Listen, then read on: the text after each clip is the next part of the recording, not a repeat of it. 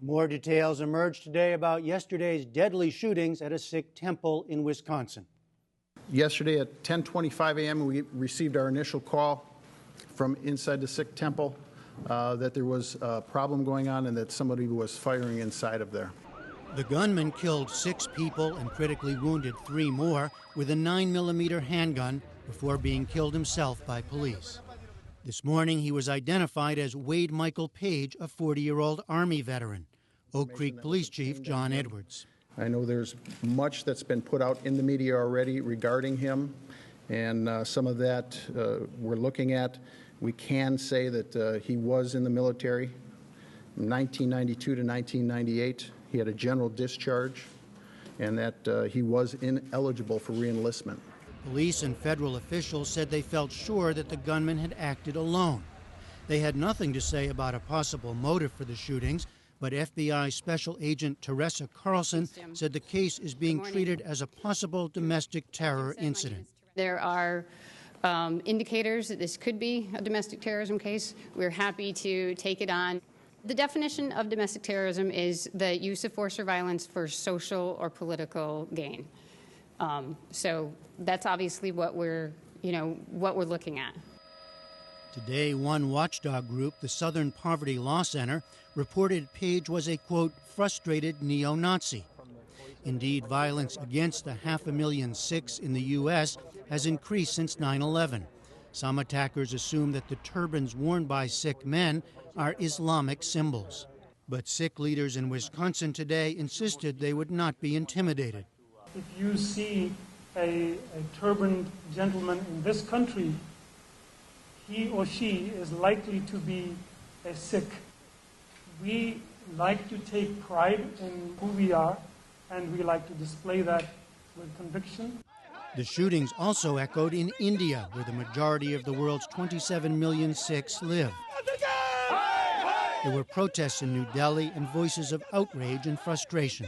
It is very shocking that a country like USA, which says we are the superpower in the world, could not protect their own people in their own country. It's shameful for USA. In Washington, President Obama offered condolences to the Oak Creek victims and appealed to Americans of all kinds to come together. We don't yet know fully what motivated this individual to carry out this terrible act. If it turns out, as some early reports indicate, that it may have been motivated in some way by the ethnicity of those who were attending the temple, I think the American people immediately recoil against those kinds of attitudes. Coming just weeks after the mass murders in Aurora, Colorado, the president called for, quote, soul-searching about gun violence, but again stopped short of calling for new laws. Law enforcement officials in Wisconsin said the gun used in yesterday's shooting had been purchased legally. And for more on this, we turn to Latoya Dennis, who's covering the story for Milwaukee Public Radio, and Amardeep Singh, co-founder and director of the Sikh Coalition, the largest Sikh civil rights organization in the United States. Latoya Dennis, starting with you, I know the details are just emerging. What more can you fill in as to the alleged gunman? What's known so far? Well, what I can tell you right now is that police and neighbors in the area where he lived say that he was a bit of a recluse. They said he wasn't necessarily mean, but he wasn't a friendly guy whatsoever. He wasn't really someone who allowed you to get to know him. As far as what police are saying about him, they're saying that, there's not yet a motive. They're not ready to talk about that. We do know that they were at the duplex where he supposedly lived last night, and that area was cleared out for a while. People have been allowed to return home, but we don't know if anything was uncovered there. As for the moment, though, they do feel pretty confident that he acted alone? Yeah, yesterday there were reports on the scene of as many as 4 shooters, and police say that they're pretty certain at this point that he was the lone gunman, and that the reports of multiple shooters were just, it was in the heat of the moment, and people had different vantage points, and no one was really sure about what was going on. But to ensure that they did have the guy and that there was only one, the area was locked down for quite some time while SWAT came in and searched. And what did we learn, staying with you, Latoya, what did we learn today about the victims? Well, we learned that there were 5 men and there was 1 woman, and they ranged in age from, believe it was 39 to the 80s.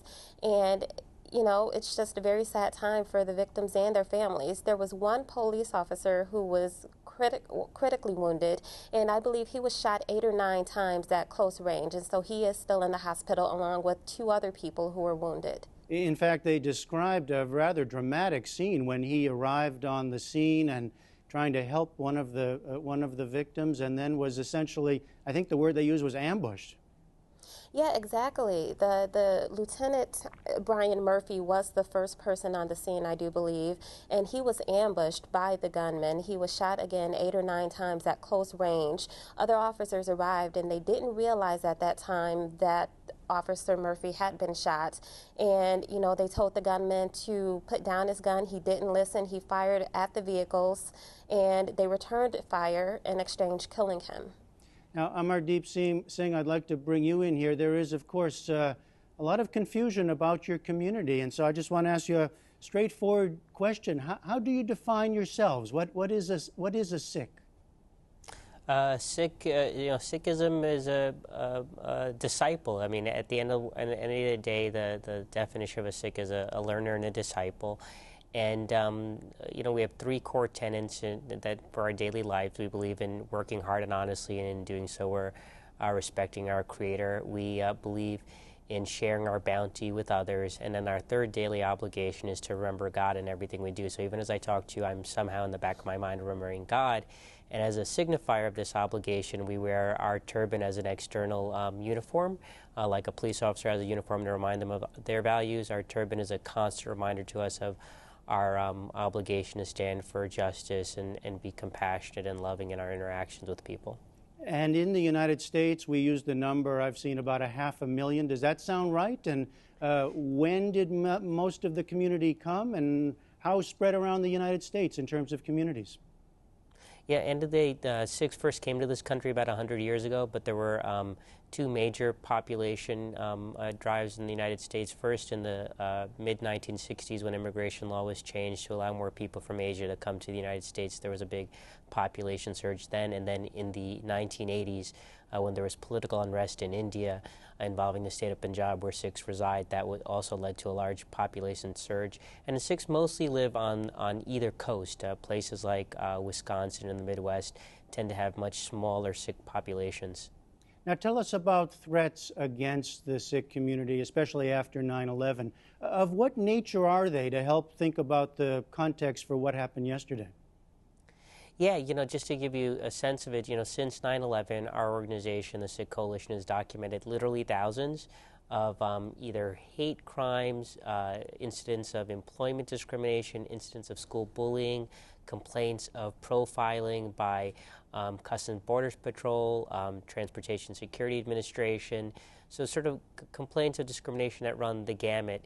And what we've found is that though this hate crimes, violent acts have largely dissipated, minus what happened yesterday, since 9/11, what remains and persists are less violent forms of discrimination, in particular school bullying and workplace discrimination, and that those still remain and endure. And I believe it's because we've had 11 years since 9/11 in which, the American public, when they see a turban and a beard on TV, it's usually the image of a terrorist. And so we've created a culture in this country after 9/11 where turban equals terrorist, and Sikhs have become a collateral damage of that association. And so is it a situation where members of the Sikh community around the country work closely with law enforcement or stay in touch just precisely because of such incidents as you've described?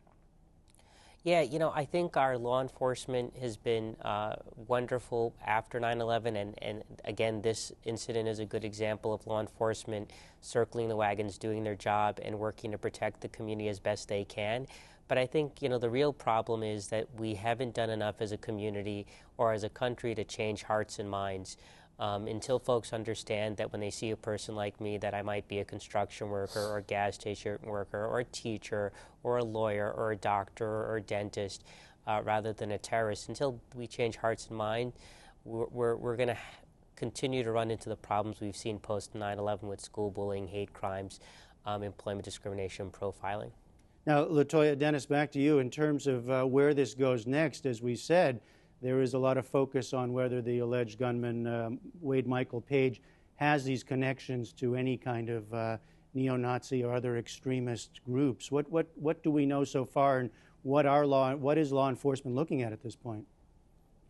Now, I should say that law enforcement is not confirming this at this point, but it is being reported by the Southern Poverty Law Center that the alleged shooter did have connections to, white supremacist groups, and that at one point he was actually the lead singer of a white supremacist band called End Apathy.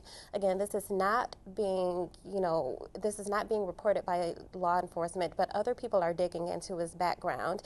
And the Southern Poverty Law Center says that it's been tracking the shooter since 2000, and that, this is definitely the guy. And Mr. Singh, just in our last minute here, you are there in the community. What about the local community there in the Milwaukee area? What are its concerns right now? I think right now what I've noted, being an outsider coming from New York to support the community here, is that there's a lot of shock. My guess is that when the funeral services start happening for the victims, we'll start seeing people really starting to grieve. But what I've noticed is a combination of shock and then a lot of gratitude for the good work of law enforcement in addressing this issue, and the strong hand of the federal government, particularly the president, in reaching out to the community and conveying the nation's support of the Sikh community in our moment of need. Amardeep Singh and Latoya Dennis, thank you both very much. Thank you. Thank you.